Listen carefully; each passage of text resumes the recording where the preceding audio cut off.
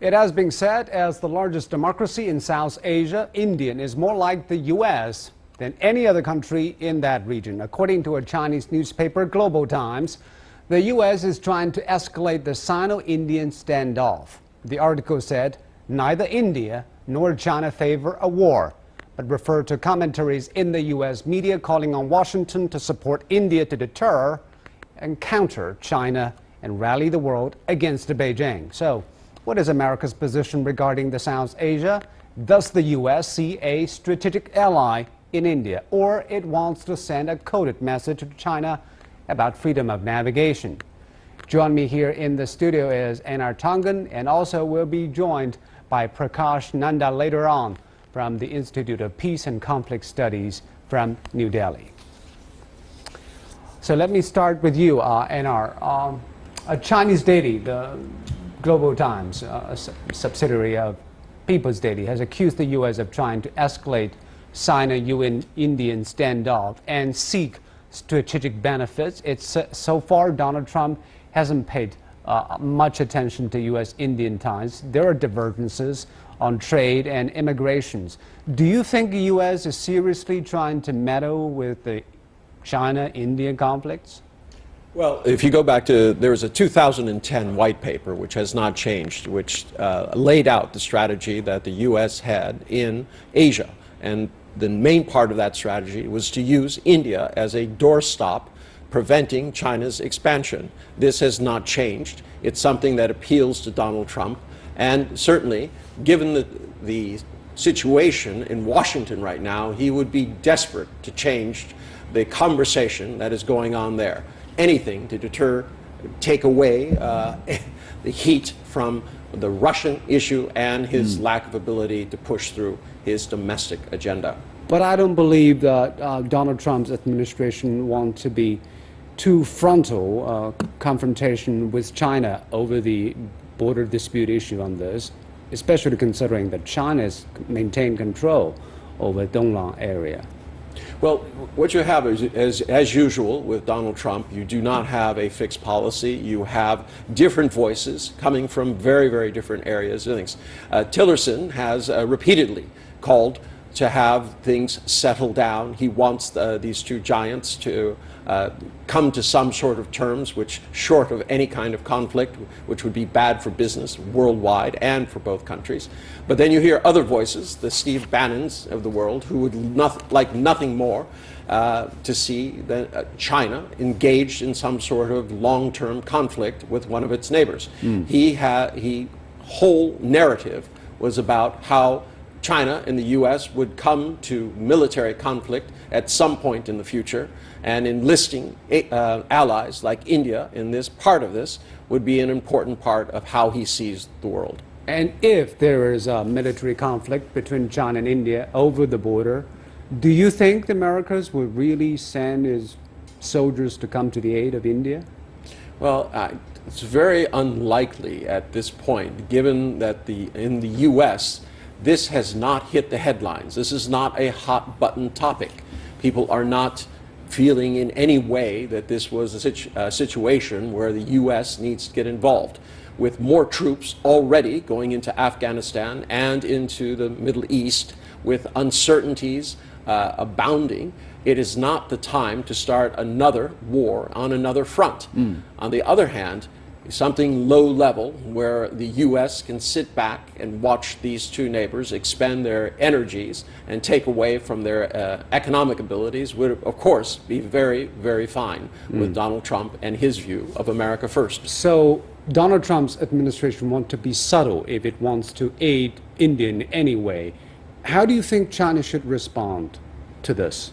Well, first off, as I keep saying, there are different voices within the Trump administration who are saying different things, so it's very difficult to pin down exactly what Donald Trump thinks.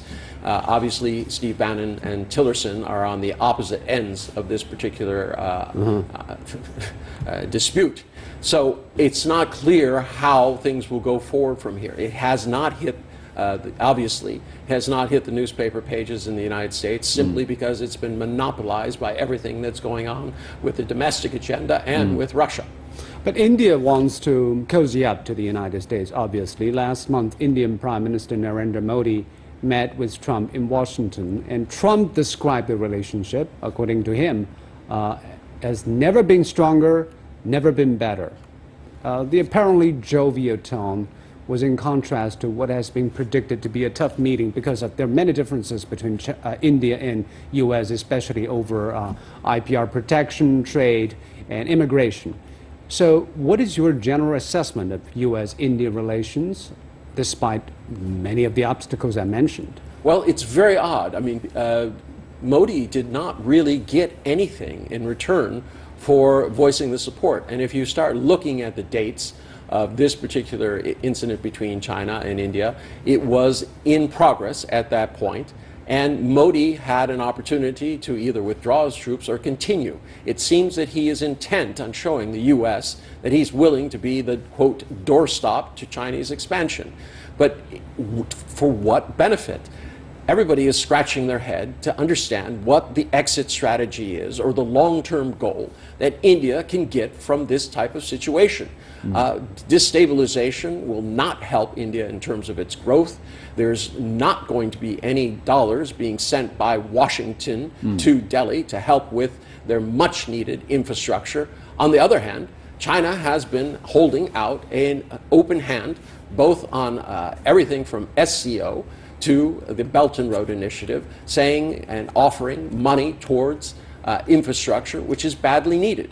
So people are still trying to figure out exactly what India expects for this. Now, on the other hand, it is true that as China expands, not necessarily on a military basis, but the fact is, just sheer economics, China is encroaching into what India sees as their primary historical areas of influence. And this is having a big effect in terms of their pride. They feel themselves being kind of overwhelmed by their larger Chinese neighbor. So what exactly did Modi get from Donald Trump in terms of security? Just a moral support or more substantive support? Well, he got nothing. He got the right to buy more American arms, which I don't necessarily see as a benefit.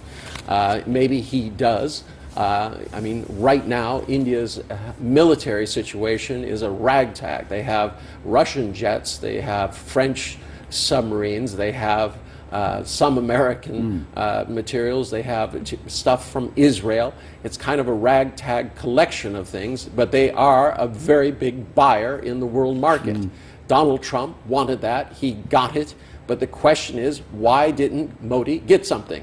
There was no give on the issue of visas for tech people from India. It's a big, big issue in India. It's been a growth market for them. There was not one single nice word said about it. In fact, Donald Trump doubled down and said, no, we won't be doing that anytime soon. And let's get some Indian perspective. We're joined by Prakash Nanda from the Institute of Peace and Conflict Studies in New Delhi.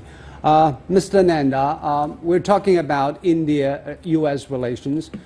What do you think India get from improved relationship with the U.S. when Mr. Modi visited Washington?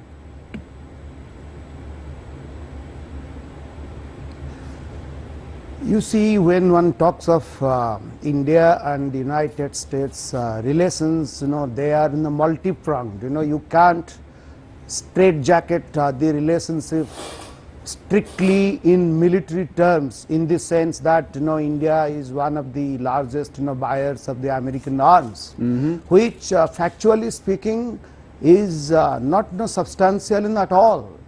For instance, whatever people may say, but the cold statistics suggest that over the last 10 years, India at the most must have or would have bought American arms worth 20 to 25 billion dollars. And as I'm saying, this is in the higher term. The statistics may be actually little lower than that.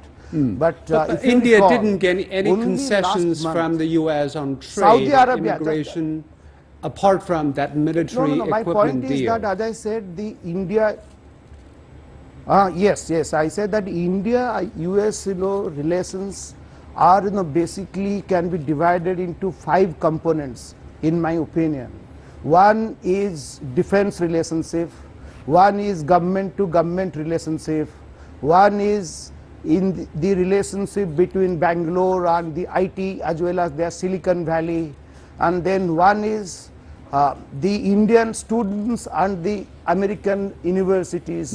Let's face it, Indian students comprise a substantial number of their elite universities. And the most important thing is this: the Indian diaspora, the people of Indian origin, they may be smaller in number, but they near 2 million now in the United States, but they are among the richest.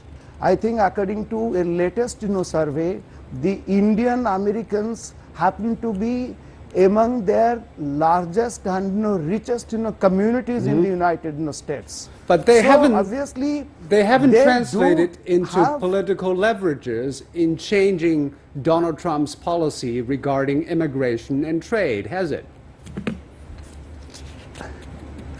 Yes. I think, as I said, that this is a question of Donald Trump. In any case, a presidency cannot be judged just in its when it is in office only for 3 or 4 months. So this is a continuous dialogue.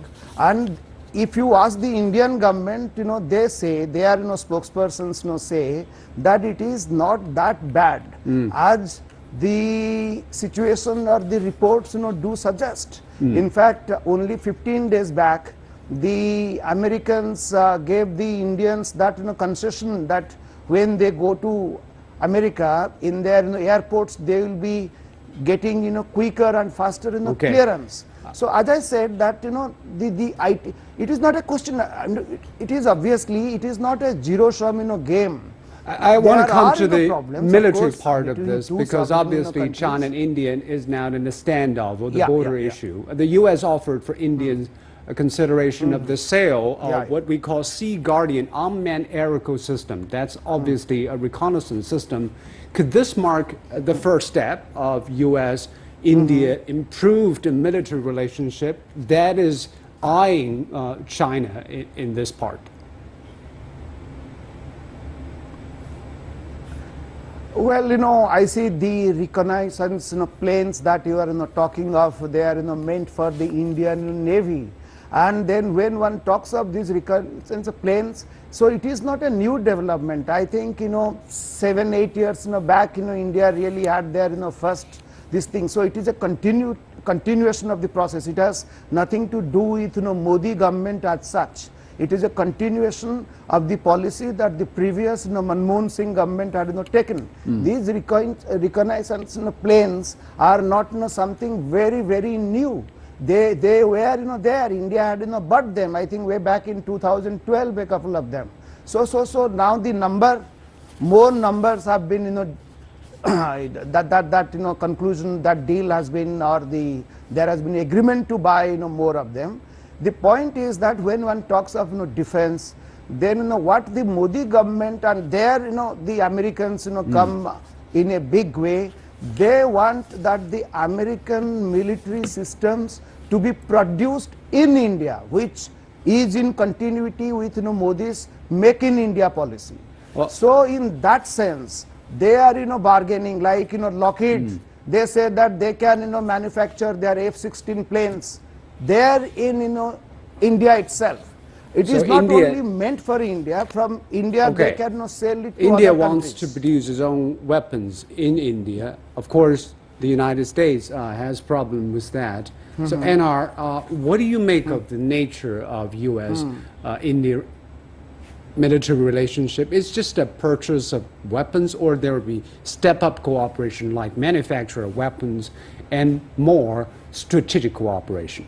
Well, the strategic cooperation may explain some of it. No, this definitely there will be- nationalism that's going on with the Modi government is very clearly just trying to stand up and say, look, India will not be the sick man of Asia. We're going to protect everything that is ours. We will make sure that China does not overtake Sri Lanka or any of these other possessions. The difficulty that you have here is that China and India historically never had a border.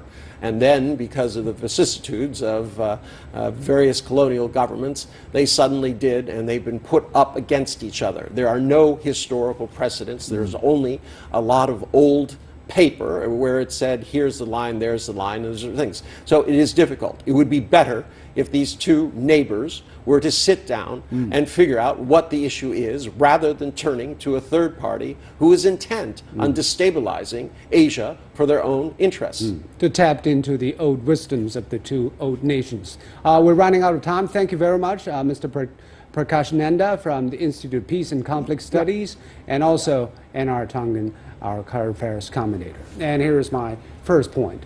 Over the last 7 decades, the relationship between the U.S. and India has been a story of both differences and cooperation. The end of the Cold War and the disintegration of the Soviet Union changed the world geopolitics and the mindset of the U.S. and India towards one another. Every year, leaders of the two countries met one another, and the recent visit of Narendra Modi to the U.S. has further cemented this relationship. But some people criticize the recent joint ventures between the two, arguing the current leaders lack world vision and mostly unaware of the international power structure. Whether they agree or not, nothing, as they say, lasts forever. And it will be interesting to see which way the wind blows in the coming months and years as the power balance in Asia shifts with fast-growing China.